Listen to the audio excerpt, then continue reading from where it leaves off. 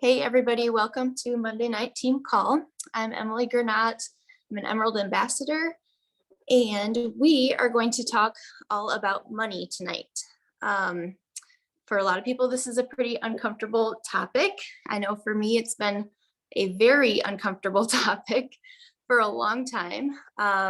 But if you guys know me, you know that my love language is pretty much making people uncomfortable in conversation. So I like to challenge people and I like to push the boundaries and help people discover new things, learn new things, and put those things into practice. So that's what we're going to do tonight. And just a friendly little disclaimer, I'm not a financial planner. I'm not a CPA or a tax expert. I didn't even go to college. So I'm just a regular person who happened to learn a lot of things about money the hard way.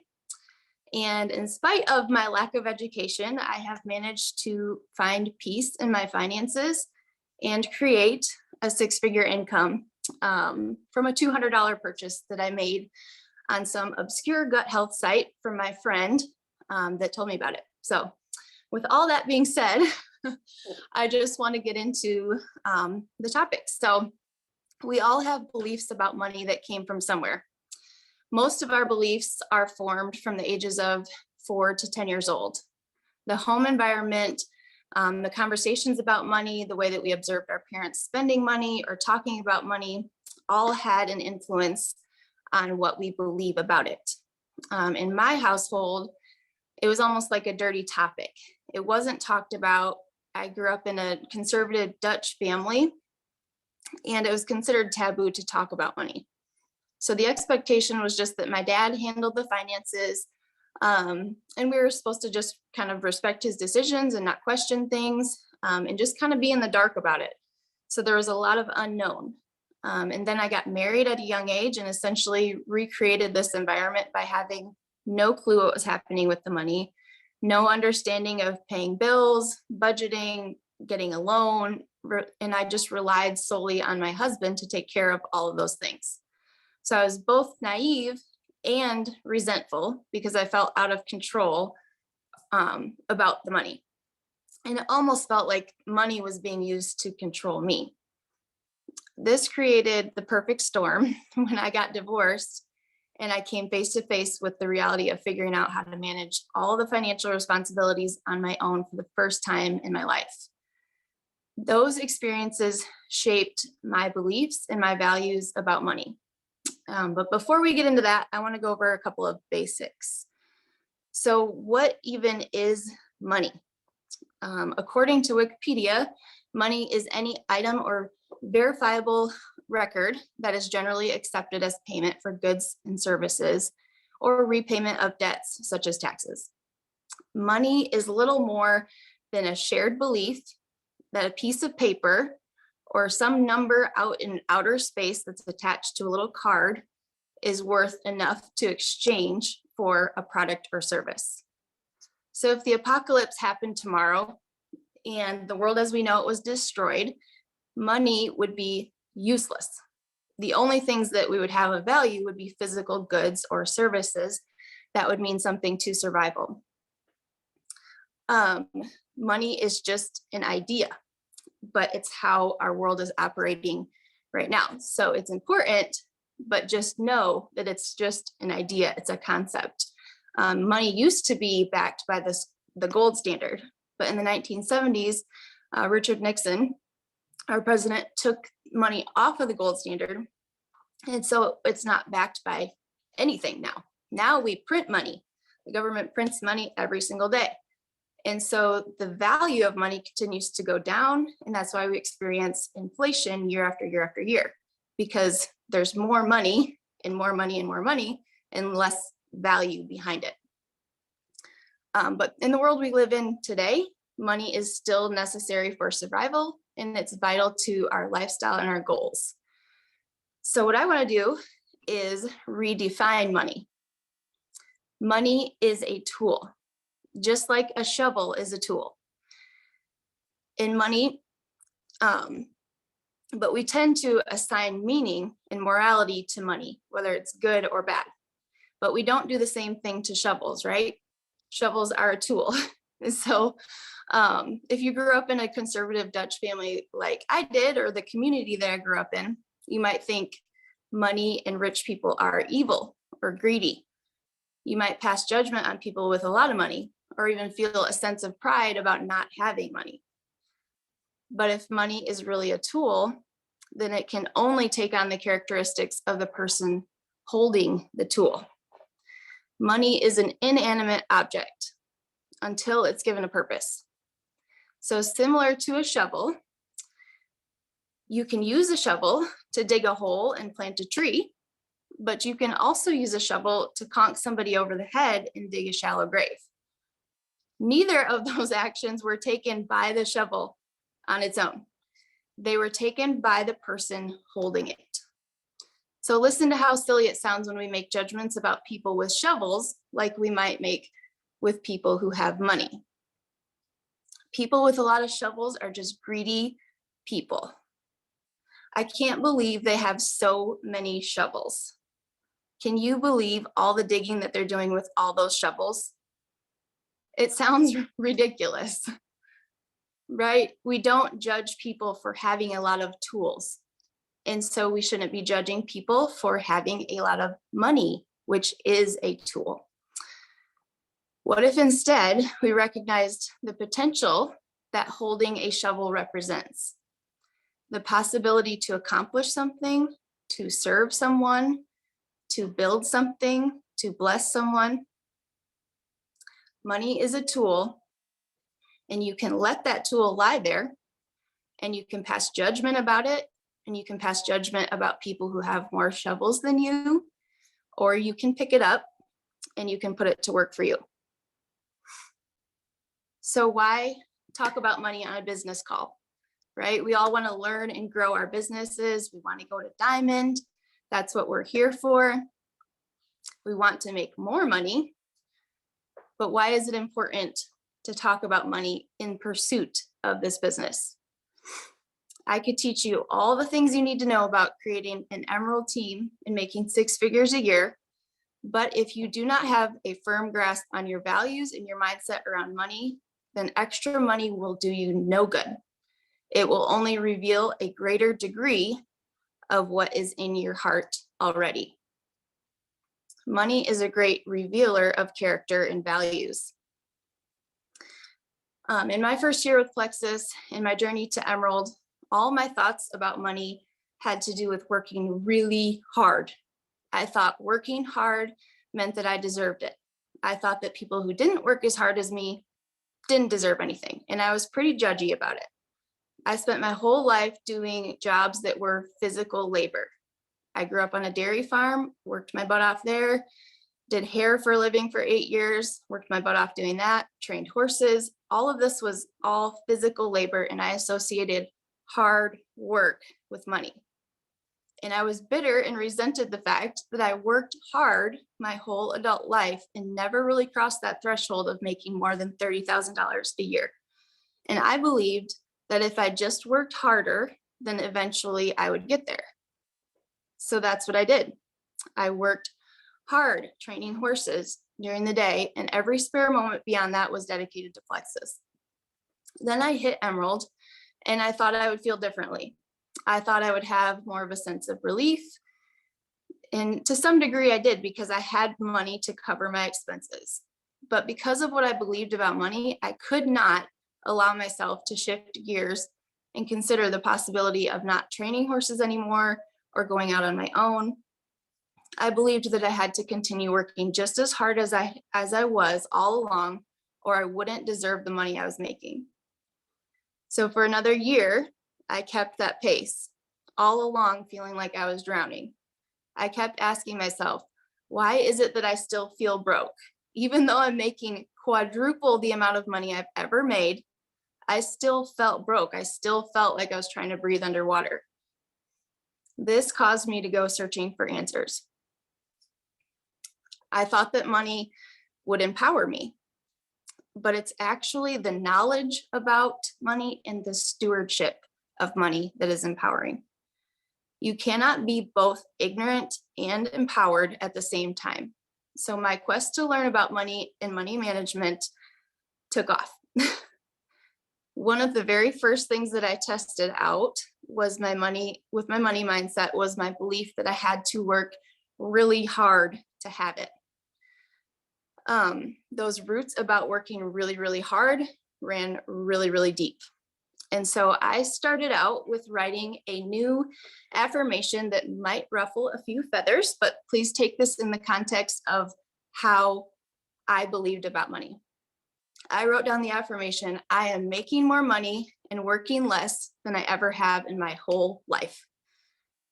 Don't jump to any conclusions. This is not a cop-out for you to not have to work and just write affirmations and hope for the best.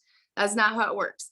But my belief around money was that I had to work hard constantly. So I was striving and striving and striving and striving and never feeling any differently or any better about the money I was making.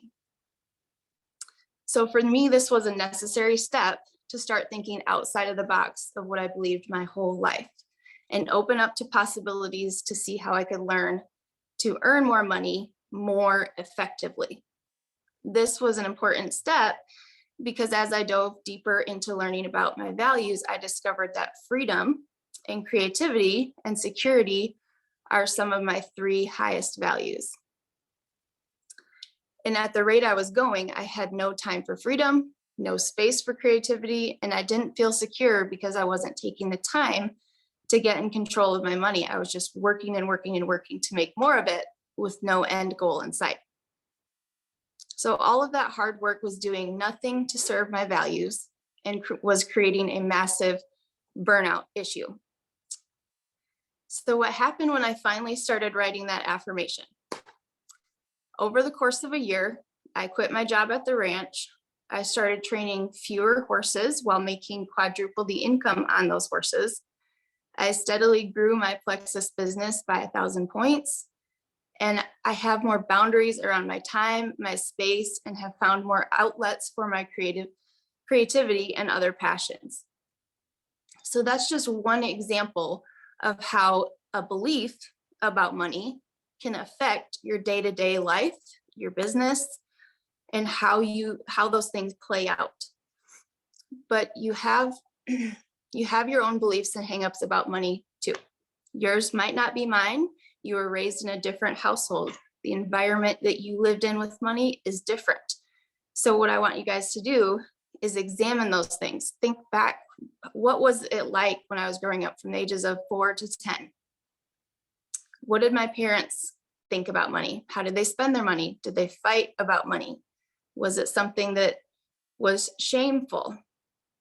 Start thinking back to those things and reflecting on those things and just writing them down. I want to go over a few examples of beliefs or negative mindsets you might have about money. Number 1, scarcity, believing that there's never enough. This is really what drove me to work constantly. It's the belief that no matter how much I have, it's never enough. Newsflash, if this is your mindset, then even when you're a diamond, you will not feel like it's enough until you fix it.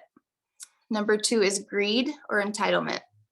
I have to hold tightly to what I have because it's mine. Number 3, shame. Money is bad. Wealthy people are bad.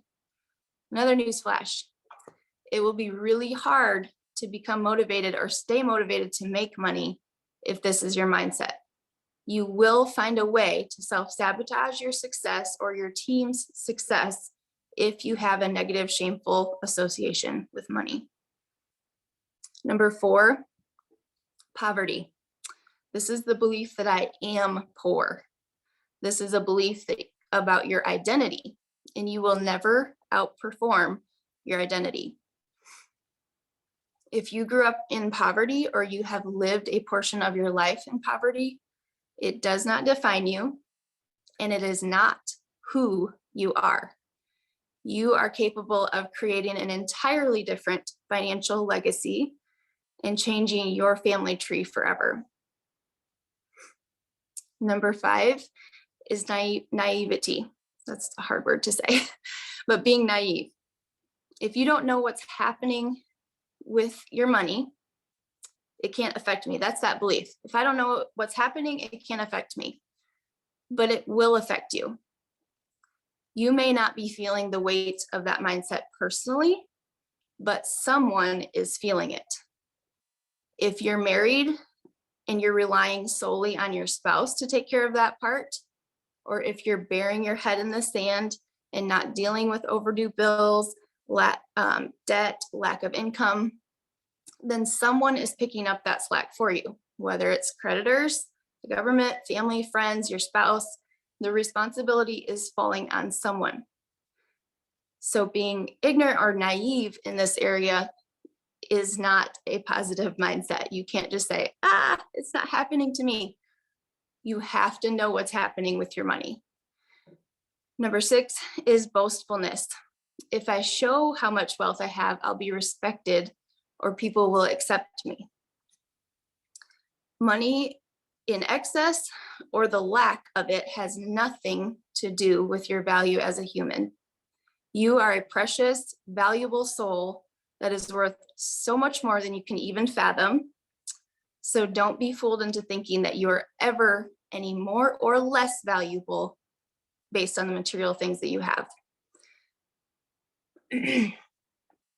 So how can we start getting a handle on our money mindset and get out in front of this problem? You have to start with discovering and dialing in your values. Remember in the beginning when I talked about my childhood and how and where my values were formed? You have to do some reflecting on those things. What are your values about money? Where did those beliefs start? What was it like in the environment that you grew up in? And another thing you can do is keep track of your purchases throughout the course of a week or a month and ask yourself the question, why did I buy that? And get to the root of it, right? I bought this jacket for way more money than I ever thought I'd ever spend on a jacket, but I felt total peace about it.